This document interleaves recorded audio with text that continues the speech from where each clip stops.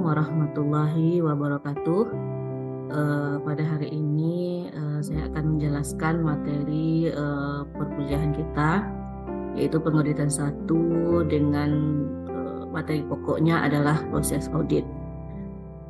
Oke, dalam pelaksanaan perkuliahan hari ini saya akan menjelaskan beberapa poin penting terkait dengan proses audit, di mana ada beberapa pembahasan yang akan saya jelaskan secara singkat, namun di balik itu saudara harus memahaminya lebih dalam lagi. Artinya tidak hanya dari saya saja saudara menerima materi hari ini, tapi dari beberapa sumber yang sudah saya berikan pada RPS. Oke, kita masuk ke subtopik kita. Yang pertama itu adalah mengenai tanggung jawab atau tujuan dari audit ya, tujuan dan tanggung jawab dan audit, di mana ini ada beberapa subtopik yang akan saya jabarkan. Yang pertama tujuan audit laporan keuangan, yang kedua tanggung jawab auditor dan manajemen, kemudian ada istilahnya nanti asersi manajemen, tujuan audit terkait transaksi, saldo dan penyajian serta pengungkapan.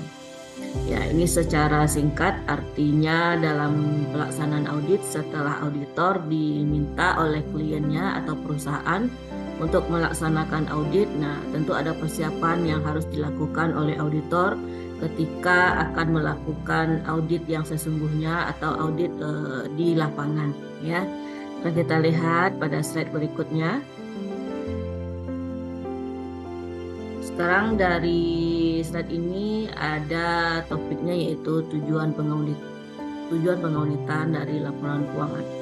Ya, pada minggu sebelumnya kita sudah singgung juga ya, tujuan dari audit atas laporan keuangan ini adalah bagaimana auditor bisa menghasilkan sebuah opini di mana menjelaskan bahwa laporan keuangan si perusahaan ini wajar atau tidak ya, di mana semuanya sudah diperiksa, kemudian sudah dikonfirmasi, sudah ditelusuri buktinya sampai bukti tersebut sudah yakin auditor bahwa ini sudah sesuai dengan standar ya.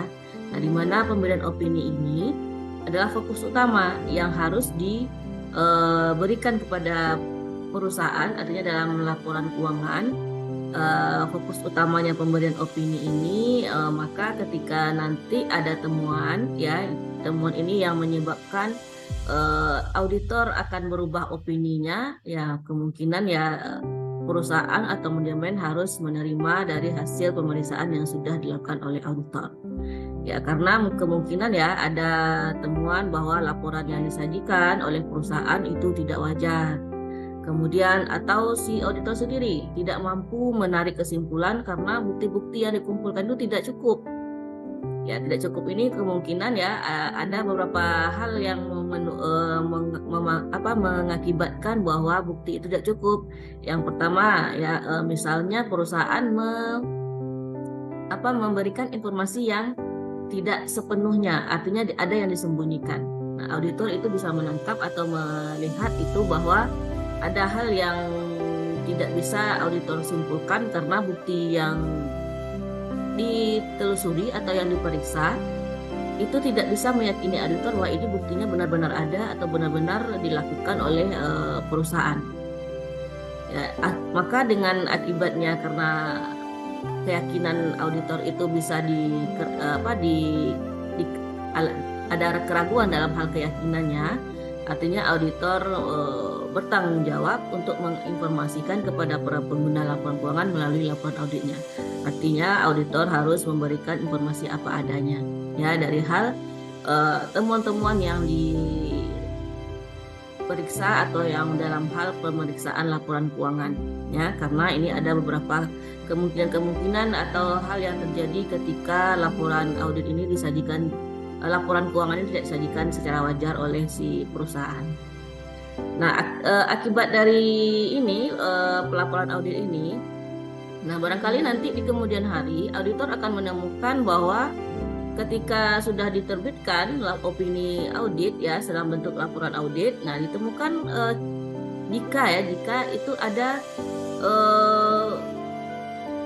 oknum, bisa dikatakan seperti itu, yang menuntut auditor bahwa kenapa laporan keuangan ini tidak sesuai, karena setelah diterbitkan laporan audit ada kasus ya. Ada kasus yang mengindikasikan bahwa laporan keuangan ini tidak disajikan secara wajar. Ya, pertama misalnya dalam pelaporan auditnya per tanggal misalnya kita anggap 31 Maret 2022, auditor sudah membuat laporan audit bahwa opini dari laporan keuangan PT XYZ ini wajar. Nah, setelah itu, setelah terbitnya laporan audit dari auditor, nah, beberapa bulan kemudian ada yang menuntut atau melihat bahwa adanya indikasi bahwa laporan keuangan yang disajikan oleh perusahaan itu tidak wajar, artinya tidak ada kekeliruan. Nah, ini akan menjadi efek kepada auditor yang sudah melakukan audit bahwa kenapa ini terjadi. Nah, ini akan bisa menjadi landasan juga bagi auditor, karena dalam pelaksanaan audit kan tentu antara perusahaan dengan manajemen atau dengan perusahaan dengan auditor ya, itu ada kesepakatan.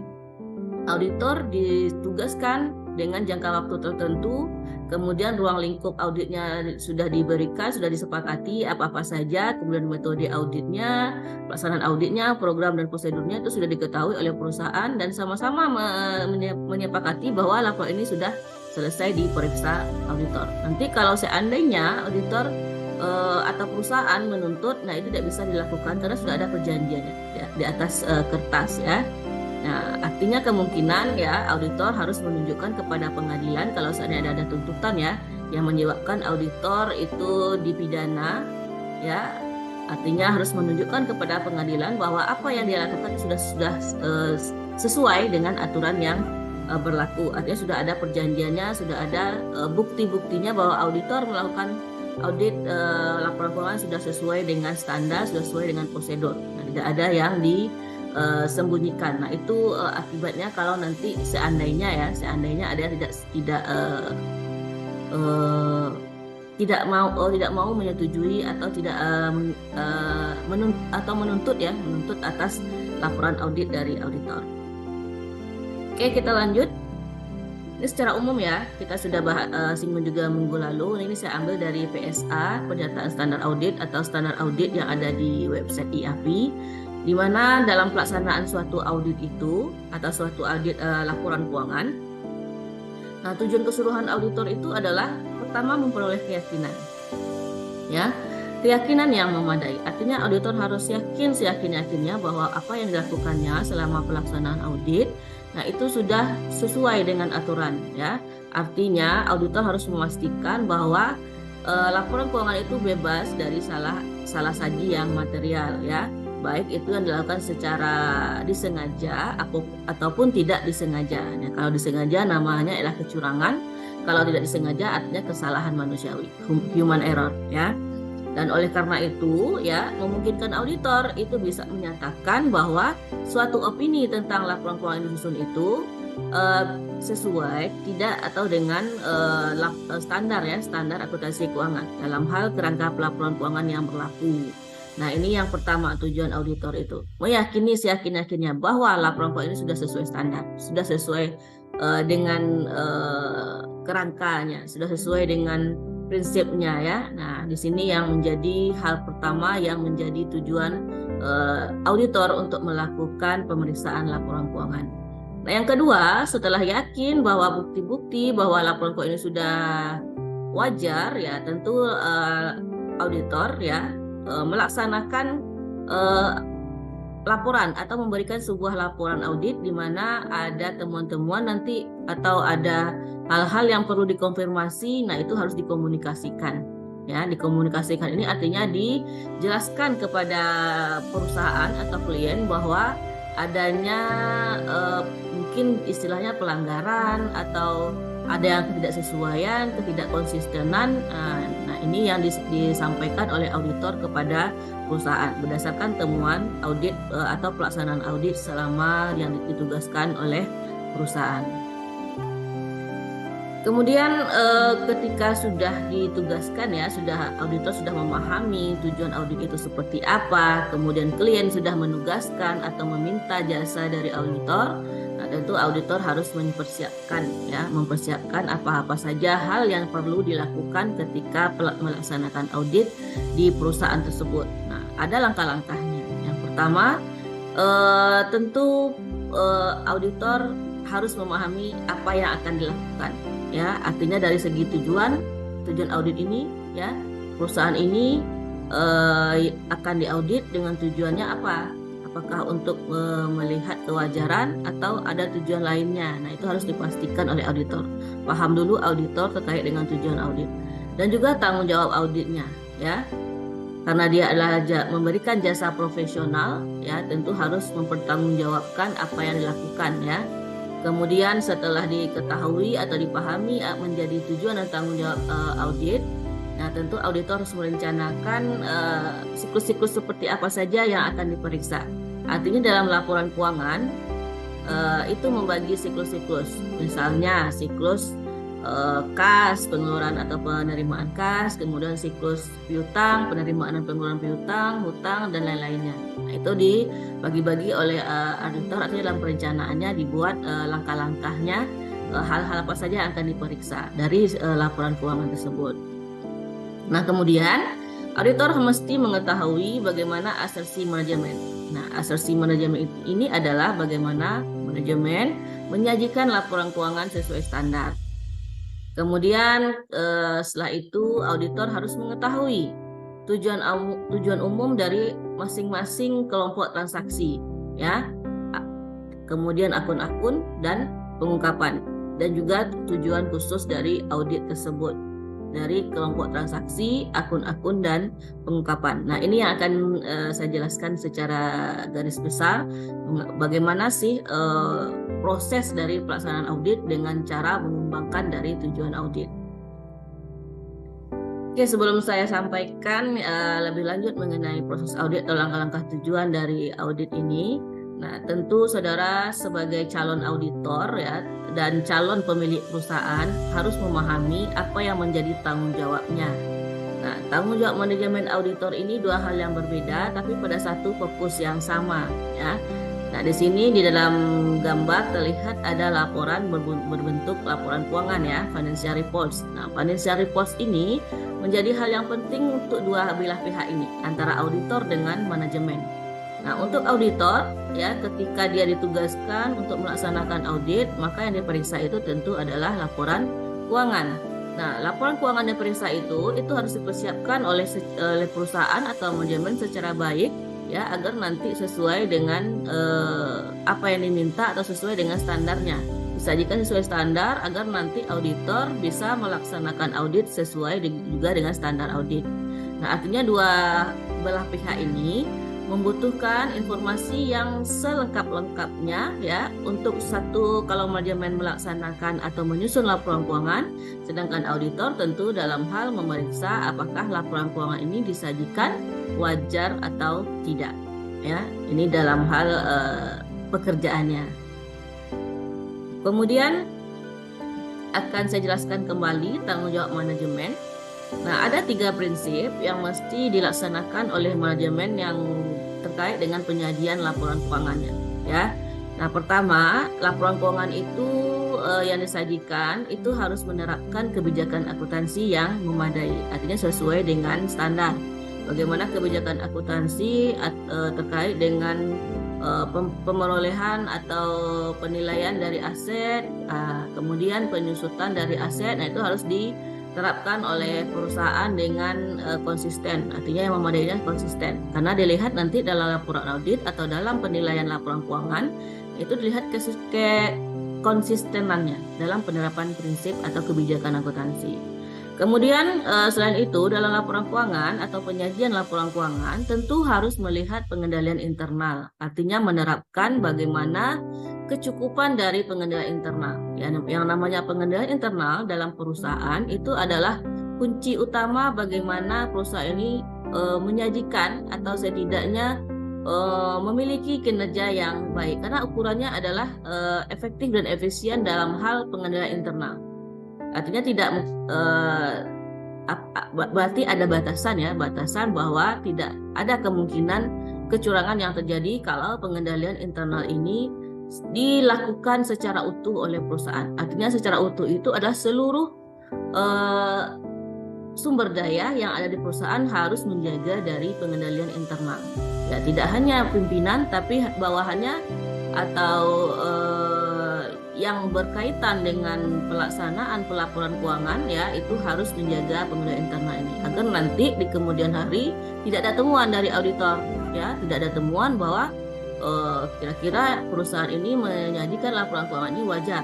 Kalau pengendalian internalnya ini tidak cukup atau artinya kita anggap lemah, ya maka kemungkinan besar akan banyak temuan dari auditor yang mengakibatkan opini audit menjadi tidak wajar.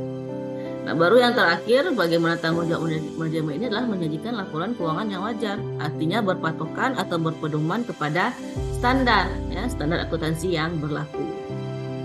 Oke, kemudian tanggung jawab manajemen atas kewajaran dalam representasi pada laporan keuangan, artinya memberikan kebebasan bagi manajemen untuk menentukan penyajian dan pengungkapan apa saja yang penting. Jadi sesuai dengan kebutuhannya, ya.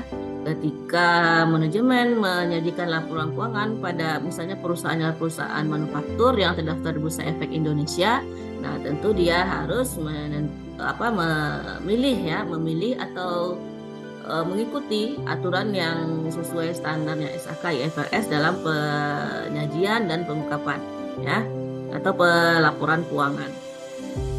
Nah, seandainya bagaimana jika manajemen tidak mengungkapkan laporan keuangan yang auditor tidak dapat diterima? Maksudnya di sini adalah penyajiannya ini tidak lengkap, kemudian tidak sesuai standar, dan informasi yang disajikan atau bukti-bukti yang diberikan itu tidak cukup, tidak memadai, atau istilah tidak kompeten yang kita bahas minggu lalu. Nah, tentu auditor akan melihat ketidaklengkapan atau ketidakwajaran dari pengungkapan yang dilakukan oleh perusahaan atau manajemen akan mempengaruhi terhadap opini auditnya. Nah, saya sudah singgung, karena auditor itu tujuan atau fokus utamanya dalam hal pemberian opini. Nah, akibat dari keterbatasan informasi yang diberikan oleh perusahaan, ya, nah tentu akan mempengaruhi juga terhadap opini audit. Nah, opini audit itu ada dua kategorinya, opini tanpa modifikasi dan opini dengan modifikasi. Nah, yang mempengaruhinya apa? Opini dengan modifikasi. Opini dengan modifikasi ini ada tiga. Yang pertama tidak wajar, wajar dengan pengecualian, dan opini tidak menyatakan pendapat, ya. Kalau opini tidak menyatakan pendapat itu sama saja dengan auditor menarik diri dari kontrak pekerja. Artinya kesepakatan yang di awal dilakukan oleh auditor dengan manajemen itu bisa saja auditor tidak mau lagi melakukan audit, dia menarik diri dari kontrak kerja. Itu dengan ketentuan juga, ya, apakah ada kesepakatannya juga. Kalau auditor menarik diri dari kontrak kerja kena denda atau gimana, nah itu tergantung dari pemilihan auditornya. Ya, itu bisa saja dua pilihan, menarik diri atau tidak menyatakan pendapat, disclaimer, ya. Ini akan kita bahas pada pertemuan berikutnya. Kemudian selain itu manajemen juga diminta oleh pemerintah melalui OJK terhadap tanggung jawabnya dalam hal pelaporan keuangan. Ya, di sini OJK mewajibkan untuk perusahaan, ya, yang go public khususnya untuk mengesahkan laporan keuangan dan dilaporkan kepada OJK. Artinya pengesahan laporan keuangan ini harus ditandai sudah diperiksa oleh auditor. Ya, di mana manajemen harus menyampaikan setidaknya laporan keuangan itu sudah disajikan secara wajar, ya, sesuai dengan prinsip akuntansi yang berlaku umum di Indonesia. Kemudian semua informasi yang diungkapkan dalam laporan keuangan itu harus lengkap dan benar, tidak ada yang dipalsukan atau dimanipulasi. Nah, ini yang harus diperhatikan oleh perusahaan untuk melaporkan kinerja keuangannya dalam hal dokumen laporan keuangan kepada OJK. Nah, tentu harus ada campur tangan juga dari auditor untuk memeriksa kesesuaiannya dengan standar dan kelengkapannya terhadap informasi yang ada pada laporan keuangan. Sekarang tanggung jawab auditor. Nah, di dalam SA 200 atau standar audit 200 ada tiga hal yang perlu diperhatikan oleh auditor untuk melaksanakan audit dalam proses auditnya. Yang pertama, independen. Ini sudah kita singgung juga minggu lalu. Independen itu terbagi dari 3, independen in mind, independen in fact, ya. Kemudian independen in appearance. Nah, yang kedua ya ini yang mungkin perlu saya jelaskan. Skeptisisme profesional. Nah, skeptisisme profesional ini menurut teorinya di SA 200 adalah suatu sikap yang mencakup suatu pikiran yang selalu mempertanyakan, waspada. Nah, ini artinya adalah kalau kita boleh generalisasi dari beberapa kata ini menjadi satu kata adalah istilahnya kepo, kayak seperti yang sudah ketahui. Kepo ini rasa ingin tahu yang tinggi. Nah, rasa ingin tahu tinggi tentu selalu mempertanyakan. Artinya auditor kembali ke tujuan audit sebelumnya, tujuan auditor sebelumnya di slide sebelumnya, bahwa auditor meyakini bahwa laporan keuangan disajikan secara wajar. Nah, untuk meyakini itu tentu auditor harus bersikap skeptis. Skeptis ini selalu mempertanyakan benar atau tidak sampai auditor yakin. Ya. Keponya itu bisa dikatakan tingkat tinggi sampai auditor ini yakin laporan keuangan ini tidak disajikan secara wajar, tidak ada indikasi kecurangan ataupun kesalahan. Nah, ini yang dikatakan skeptisisme profesional. Ya, skeptis tapi keponya itu kepo yang profesional. Ya, tentu memperhatikan dengan standar-standar yang berlaku atau kode etik yang berlaku. Kemudian yang ketiga, tanggung jawab auditor itu adalah mengidentifikasi dan menilai risiko salah saji material. Nah, kalau seandainya ada temuan, ya, auditor menemukan ada risiko salah saji yang sifatnya material ini maksudnya mempengaruhi informasi bagi pihak ketiga, ya, mempengaruhi keputusan dari pihak ketiga. Ketika ada salah saji yang sangat material atau yang mempengaruhi pihak ketiga terhadap laporan keuangan ini, auditor harus mengidentifikasinya dan menilai risiko tersebut. Kira-kira salah sajinya tinggi atau rendah. Nah, kalau tinggi, nah tentu auditor harus mengulang kembali ya bagaimana prosedur audit lanjutannya. Kan auditor tadi ada perencanaan auditnya ya, harus ada ketika melaksanakan audit ada beberapa langkah yang harus diperhatikan atau direncanakan ya. Ketika dalam pemeriksaan lapangan yang terjadi di perusahaan ini ternyata ada risiko yang ditemukan, risikonya tinggi dalam hal salah saji. Nah, itu auditor harus mendesain kembali, merancang kembali bagaimana prosedur audit lanjutannya, ya, untuk merespon risiko yang telah dinilai tersebut. Nah, asersi manajemen. Nah, asersi manajemen secara definisi itu adalah pernyataan yang tersirat atau tertulis. Ya, artinya tidak hanya sekedar dokumen laporan keuangan, tentu ada pernyataan yang tersirat. Berarti dalam hal informasi komunikasi auditor dengan manajemen dalam hal pengumpulan bukti auditnya. Nah, itu diterima atau didapatkan oleh auditor ya ketika melakukan pemeriksaan ya terkait dengan transaksi, kemudian akun-akun serta pengungkapan dalam laporan keuangan. Nah, ini yang akan didapatkan oleh auditor nantinya melaksanakan pemeriksaan laporan keuangan. Nah, asersi manajemen ini terkait dengan standar akuntansi ya, karena asersi ini merupakan bagian dari kriteria bahwa manajemen telah mencatat dan mengungkapkan informasi akuntansi dalam laporan keuangan. Kemudian pengauditan itu merupakan perbandingan antara informasi laporan keuangan terhadap kriteria yang telah ditetapkan. Ya, artinya manajemen sudah menyiapkan informasi berupa laporan keuangan, kemudian juga nanti kalau ada auditor menanyakan atau berinteraksi dalam hal pemeriksaan dari kelompok transaksi akun dan lainnya, ya itu juga diterima nanti dalam hal asersi manajemen. Nah, ketika ada dua informasi tersebut tertulis dan tersirat, ya auditor harus memahami ya bagaimana untuk melakukan audit yang tepat dengan dua informasi tersebut. Ya, jadi tidak sama untuk asersi yang secara tertulis dan juga asersi secara tersirat. Nah, itu berbeda juga prosedur auditnya. Nah, ada 3 asersi ya. 3 asersi berdasarkan PSA 07. Ini masih yang lama dulu ya, saya belum temukan yang terbaru. Kita pakai saja dulu yang lama, pada prinsipnya itu tidak jauh berbeda ya. Ada 3 asersi manajemen ya, yang akan kita ungkapkan pada hari ini. Yang pertama golongan transaksi, saldo akun, penyajian, dan pengungkapan. Nah, ini ada kriterianya. Untuk mendapatkan transaksi ini atau golongan transaksi ini termasuk memenuhi kriteria ya atau sesuai dengan standar. Nah, ini harus ada 5 prinsip yang harus dipenuhi oleh manajemen atau manajemen mengakuinya atau membuatnya.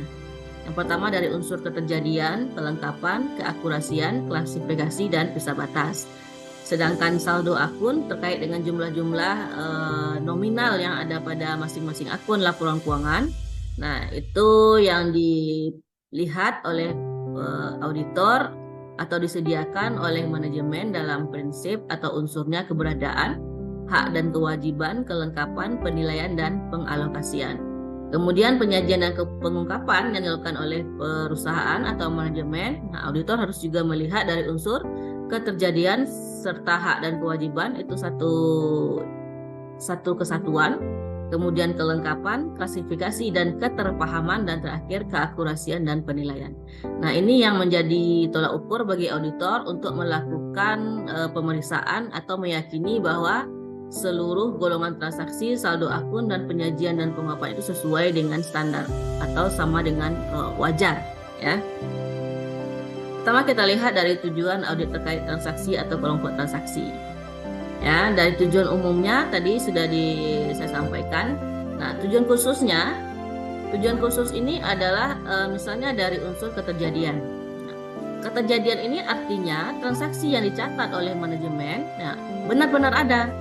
Auditor harus memastikan bahwa transaksi yang dicatat itu secara fisik dia ada. Nah, jangan sampai nanti ditemukan ada transaksi yang fiktif. Kwitansinya ada, tapi transaksinya ada, tapi barangnya nggak ada. Nah, itu harus ditelusuri juga oleh auditor. Karena benar-benar dilakukan atau benar-benar terjadi transaksinya. Nah, kalau diada-adakan atau mengada-adakan tentu akan menjadi temuan juga bagi auditor. Nah, kelengkapan transaksi yang ada telah dicatat. Nah, dicatatnya di mana? Tentu kalau misalnya transaksi penerimaan kas ya dicatat ada kwitansinya atau ada buktinya. Lengkap nggak buktinya pencatatan dari transaksi tersebut. Kemudian akurasi. Nah, akurasi ini artinya transaksi yang dicatat telah dimasukkan dalam arsip utama dengan tepat dan telah diiktisarkan dengan benar. Ya, artinya sudah dijumlahkan, sudah dimasukkan ke dalam jurnal. Nah, itu jurnalnya apakah benar, debit dengan kreditnya, ya itu harus diperhatikan juga oleh auditor. Kemudian pemindah bukuan dan pengiktisaran. Nah, ini juga melihat bagaimana proses si perusahaan dari transaksi tersebut, bagaimana proses akuntansinya, dipindah bukukan dalam buku apa, buku besar atau buku kas kecil atau buku kas apa, yang tentu harus diperiksa juga oleh auditor. Tepat nggak apa yang dilakukan oleh perusahaan. Kemudian klasifikasi kelompoknya, ya kelompok transaksi tersebut harus dikelompokkan pada kelompok yang tepat, jangan dikelompokkan ke kelompok yang lain. Misalnya transaksi untuk pengeluaran kas, dikelompokkan pada transaksi pada pendapatan misalnya. Nah, itu kan tidak tepat, itu tidak sesuai kamarnya. Nah, itu harus diperhatikan juga oleh auditor. Dan terakhir penetapan waktu. Nah, transaksi dalam hal penetapan waktu ini tujuan khususnya adalah bagaimana transaksi ini dicatat pada tanggal yang benar. Ya, artinya ketika terjadi transaksi, artinya kan ada waktu. Ya, misalnya pada tanggal ini, tanggal 17 atau 18 September. Nah, 18 September terjadi transaksi penerimaan kas. Nah, transaksi penerimaan kas tanggal 17 itu dicatat sesuai tanggalnya, tanggal 18. Ya, jangan diundur-undur tanggalnya atau dimundurkan.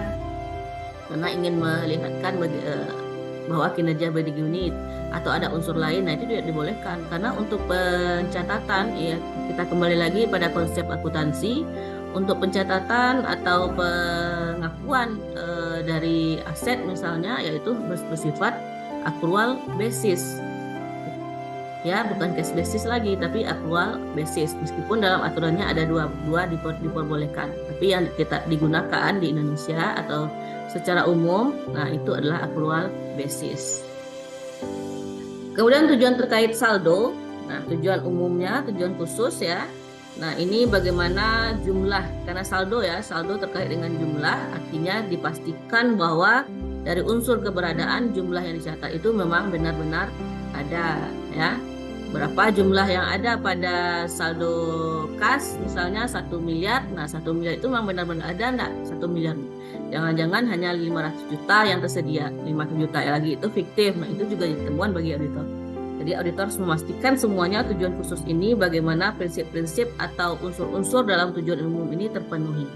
Dan auditor bisa meyakini bahwa memang benar ini saldonya adalah sekian sesuai dengan bukti-bukti yang ada pada perusahaan ya.